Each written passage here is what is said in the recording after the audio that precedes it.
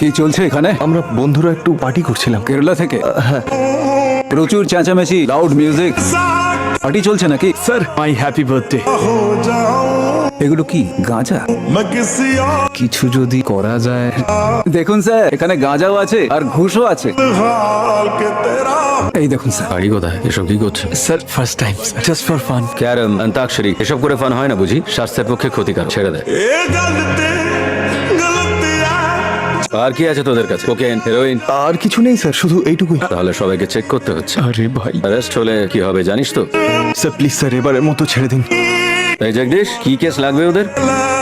শহরে অনেক drug parties হচ্ছে যেখানে গাঁজাও আছে আর মেয়েও। এখানেও তাই চলছে না? না স্যার। What is this?